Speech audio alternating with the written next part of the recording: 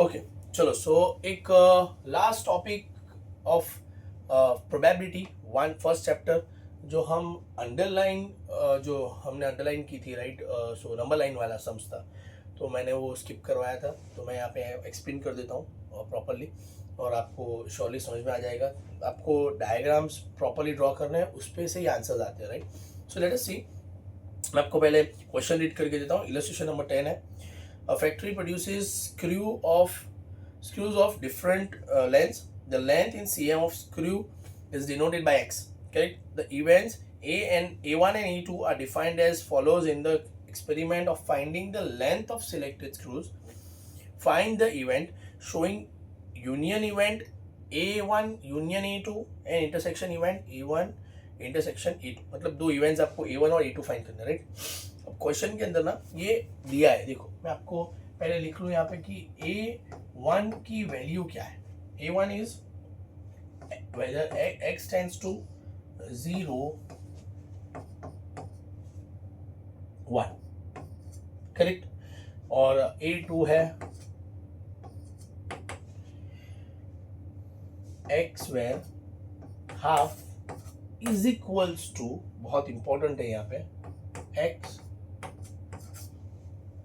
Right. ये question है और आपको A1 यूनियन A2 और A1 इंटरसेक्शन A2 फाइंड करना है राइट। तो आप यहाँ पे देखो कि अगर मैं देखो कि x is greater than 0 and less than 1, अरे भाई 0 और 1 के बीच में कहाँ नंबर्स है, मतलब लेस देन मोर देन लिखा है तो मैं 0 1 भी नहीं ले सकता, करेक्ट। मैं 0 और 1 भी नहीं ले सकता, तो यहाँ पे मैं अब यहाँ नंबर्स कैसे पता चलेंगे। तो भाई यहाँ पे ना आपको ध्यान क्या रखना है पता है, ये कॉमा के बाद ऐसा नहीं लिखा है कि x बिलोंग्स टू इंटीजर्स या x बिलोंग्स टू z या x belongs to real numbers, ऐसा कुछ नहीं लिखा है राइट। अगर नहीं लिखा है इसका मतलब ये कि हर वो डेसिमल नंबर्स, जितने भी माइन्यूट माइन्यूट डेसिमल्स है ना, वो सारे यहाँ पे प्रेजेंट। मतलब मैं अगर आपको एग्जांपल दूं तो 0.01 0.01 0.02 0.03 0.04 गोज ऑन टिल 0.99, वो नहीं, उसके अलावा भी अगर छोटे छोटे डेसिमल्स है 10 डिजिट 12 डिजिट 15 डिजिट, वो सारे नंबर्स यहाँ पे राइट। अब ये सब नंबर्स लिखना तो ऑफ कोर्स इम्पॉसिबल चीज़ है, तो हम इसको कैसे सॉल्व करेंगे, पे अटेंशन। ओके तो हम यहाँ पे ना देखो, मैं आपको पहले नंबर लाइन ड्रॉ करके बताता हूँ, करेक्ट। अब देखो ये लेट्स से ये 0 है बीच में, तो अब यहाँ पे क्या कर सकते हो, सी ओके बीच में 0 लेने से बेटर है। Okay so A1 is x where 0 is less than x is less than 1। मैं सिर्फ क्वेश्चन कॉपी कर लेता हूँ वापस से, where x is half equals to, और यहाँ पे करेक्ट, ये क्वेश्चन था हमारा। अब आप देखो यहाँ पे ना ये इज इक्वल टू की साइन बहुत इंपॉर्टेंट है, तो यहाँ पे नंबर लाइन ड्रॉ करते हो। नंबर लाइन के अंदर ध्यान ये रखते हैं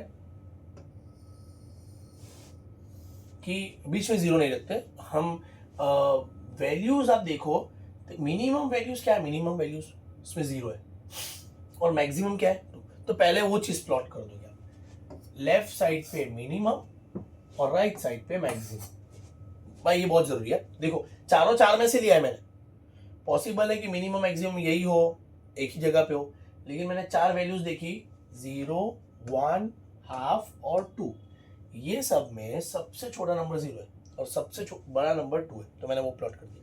अब दूसरे नंबर्स प्लॉट कर लेते हैं। 1 आई सपोज इसके बीच में आएगा 1, और हाफ यहाँ पे आएगा।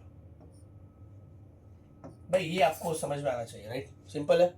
0 अब लाइनअप में आ गया, 0 हाफ 1 और 2, करेक्ट। चलो अब सम स्टार्ट करते हैं। सो अब आपको करना क्या है, बहुत सिंपल है। अगर आप नंबर लाइन ड्रॉ कर ली तो आपका 50% काम हो गया, क्योंकि मुझे अब A1 यूनियन A2 फाइंड करना है, तो बहुत ही सिंपल है। फर्स्ट और लास्ट नंबर आपका यूनियन होगा, मैं आपको बता दूं, एक्सप्लेन कर दूं। भाई यूनियन का डायलॉग क्या है हमारा, यूनियन का डायलॉग બધું જ લેવાનું નો રિપીટેશન, બધું જ લેવાનું, नो रिपीटेशन, करेक्ट। तो देखो अब मैं अगर सब ले रहा हूं, कोई रिपीटेशन नहीं है, तो देखो यहाँ पे ये x,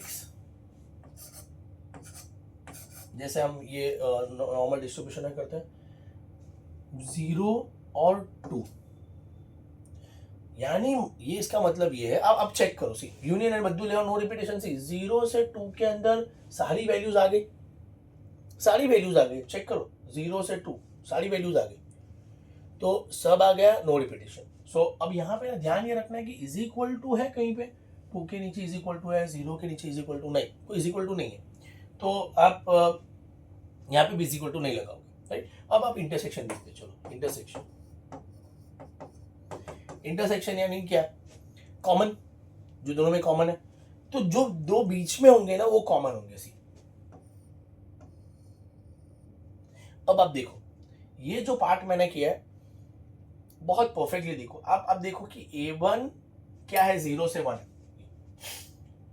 ये पार्ट है क्या, इसमें जो इंटरसेक्टेड पार्ट है ये वाला पार्ट, ये जो शेडेड पार्ट है वो इंटरसेक्शन वाला पार्ट है, वो इसमें इंक्लूड हो गया, यस करेक्ट।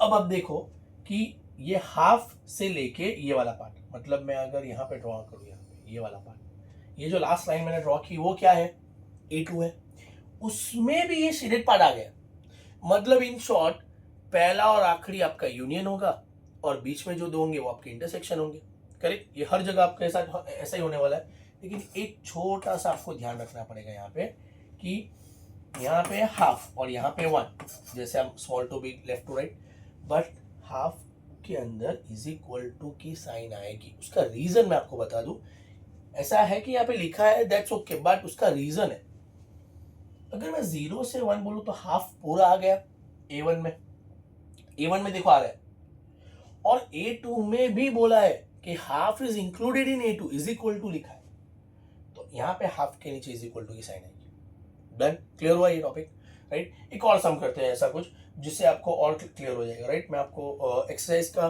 15 करके दिखाता हूँ, सेम सम है लेकिन आपको कुछ इसमें नया देखने मिलेगा, right. Okay, the sample space U of the random experiment and its event A are as follows, defined as follows. Find the complementary event A dash of A. तो U दिया है, U भाई, U तो सबका बाप होता है, यानी कि वो तो उसके ऊपर और उसके नीचे तो कुछ होगा ही नहीं, यानी 0 और 1 के बीच में ही हमें रहना है, राइट। अब A1 इज A, यानी A1 भी नहीं, A is X where half is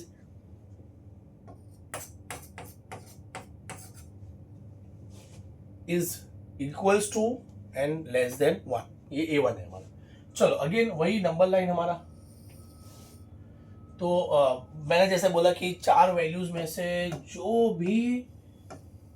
भी आपके सबसे स्मॉल होना वो दैट इज 0 है,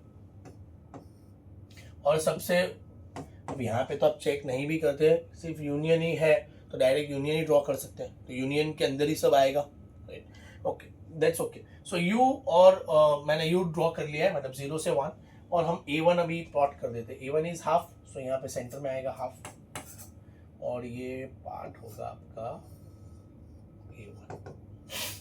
A1 यानी A, करेक्ट। ओके, तो ये पूरा U है और ये A1 है, मुझे फाइंड करना है A डैश।